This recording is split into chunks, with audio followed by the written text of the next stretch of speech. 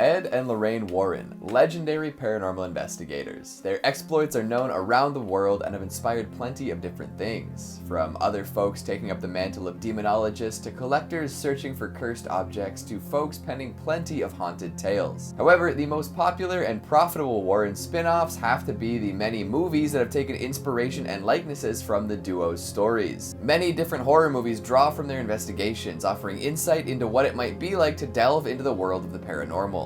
So today we're counting down the top 5 horror movies inspired by Ed and Lorraine Warren. Let's get to it. Coming in at number 5, we've got The Haunted. Before the Amityville Horror, before the Haunting in Connecticut, and definitely way back before the Conjuring, there was a horror movie focused on a Warren case without the backing of any Hollywood studios. There was a horror movie focused on a Warren case that wouldn't make it to theaters. That's right, a made-for-TV movie featuring all the haunts and scares you'd expect.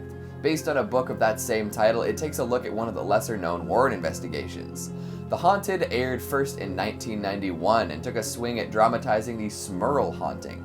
Jack and Janet Smurl claimed that a demon inhabited their Pennsylvania home for more than a decade, leading to them seeking the help of the Warrens. This demon caused them all sorts of pain and suffering, from generating loud noises and bad smells to pushing people down the stairs. Apparently it even threw their dog at the wall one time. After all these horrific events, they reached out to Ed and Lorraine. The couple came to town and performed a series of tests to see what could be done about the demon. They attempted to play religious music and pray, but this just caused the demon to amp up its performance. Ed reported that mirrors would shake and often the temperature would severely drop. Dark masses were sighted, and at one point they even got a message written on a mirror, demanding that they get out. All in all, a pretty classic haunting.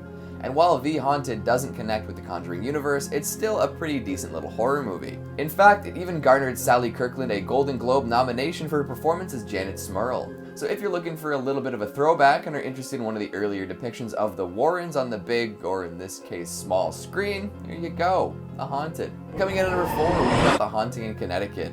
This one is particularly interesting as there's some controversy surrounding its claim to have been based on a true story. So the movie is supposed to be based on the experiences of Carmen Snedeker and her family. They moved into an old house that was once a funeral home, which usually results in some spooky stuff happening, right? This decision to move into a creepy place was influenced by the fact that their son was diagnosed with Hodgkin's lymphoma and wanted to be closer to the hospital. After settling into the abode, they started finding evidence that the home was once full of dead bodies. Embalming tables, mortician's tools, and more were discovered, tipping them off to the previous purpose of the place.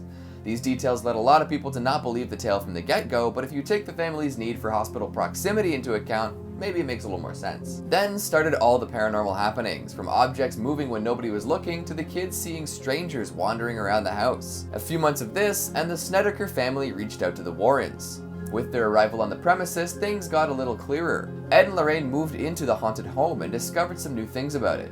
Apparently the morticians who lived there practiced necromancy, which ended up imbuing the house with a terrible curse. This explained the unexplainable events and gave a rationale for what was happening. They then performed an exorcism and claimed that the house was safe for the family to inhabit. Many folks connected to the Warrens and this story say that a lot that happened was exaggerated, which tends to be the case with a lot of paranormal investigations. A lot of it is up to interpretation, and the true story angle to this movie is especially dubious thanks to how they handled it. See, the Warrens don't make an official appearance in the movie, and a lot of the discoveries are made by other people. And in the end, the narrative chose not to do an exorcism to cleanse the home, but use a purifying fire to drive the spirits out instead. So while The Haunting in Connecticut is definitely inspired by a real-life Warren case and pulls a lot of elements from it, the facts are played pretty fast and loose. What can you expect though, right? Coming in at number 3, we've got Annabelle. If we're talking about big horror movies heavily inspired by the Warrens, it's just about impossible to ignore Annabelle. The Conjuring universe as a whole owes pretty much its entire existence to Ed and Lorraine, but their tale of Annabelle the Doll is probably one of their best known. Creepy dolls work a special kind of magic, don't they? It's hard to imagine talking about cursed objects, paranormal museums, or uncanny investigations without bringing up everyone's favorite Raggedy Ann / porcelain nightmare. Tales of the two nursing students and their experience with this supposedly haunted doll have taken up a whole lot of space in modern pop culture mythology. And with the original Annabelle movie garnering enough attention to spawn 2 more movies and a whole bunch of tie-ins, they're definitely doing something right. Developing a brand new cinematic universe friendly story for the doll, we learn that in these flicks, Annabelle is a doll haunted by the estranged cultist daughter of a seemingly normal family. It takes a whole lot of twists and turns, and once a movie hits 2 sequels, you're bound to run into some pretty out there moments. But the OG Annabelle offers enough spooky moments and iconic doll scares to firmly cement it into the horror conversation. And of course, the famous glass case in which Annabelle is kept at the Warrens Occult Museum has a role here. Coming in at number 2, we've got the Amityville Horror. Another famous Warren case that garners a whole lot of controversy, the Amityville Horror pulls from all sorts of accounts. The main source seems to be Jay Anson's novel of the same name, which claims to be based pretty directly on the events at the Amityville house. However, there are lawsuits and claims of untruthfulness abound, so tread carefully. You probably know the story of the Lutz family by now, but here's a quick refresher. In 1974, Ronald DeFeo Jr. murdered his entire family at 112 Ocean Avenue in Amityville. He said that the voices in his head made him do it, and was promptly carted off to prison. A year later, George and Kathy Lutz decided it's a good idea to move into the home where this atrocity took place. Soon after, they began experiencing some classic haunted hijinks. Their kids saw phantoms, the family dog is done away with, and for some reason, George keeps waking up at 3:15 a.m. There is something spooky going on here. You can watch 2 different versions of this one too, which makes a lot of sense considering how famous the case was. This is arguably the Ed and Lorraine Warren case.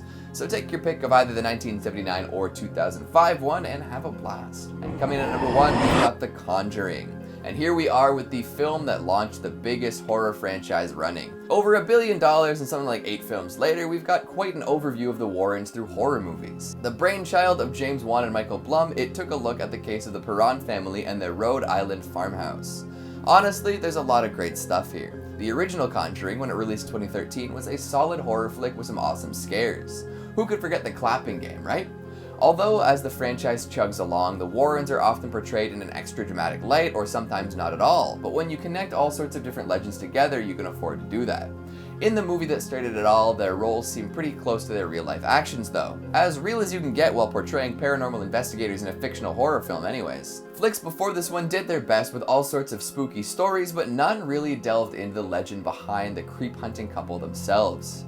I'm sure countless other horror movies have in some way been influenced by Ed and Lorraine, but it would be a little harder to prove. But hey, you guys probably have some locked and loaded already, right?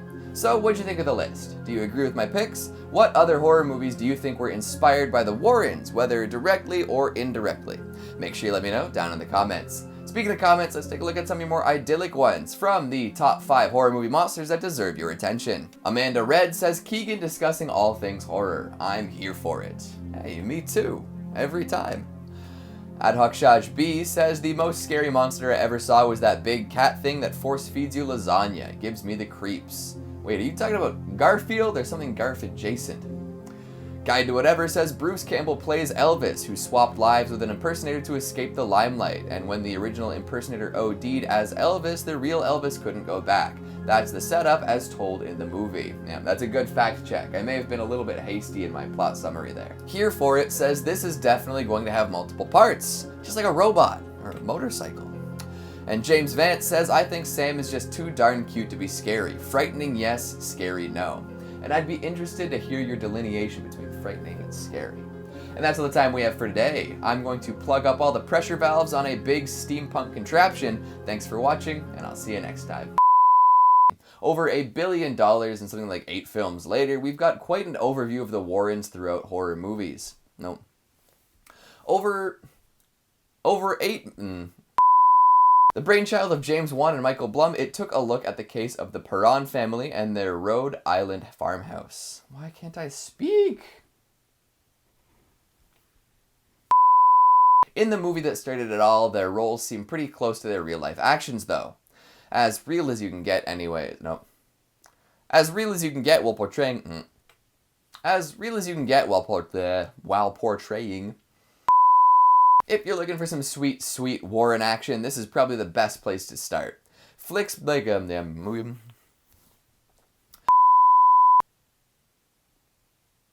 I'm sure countless other horror movies have in some way been influenced by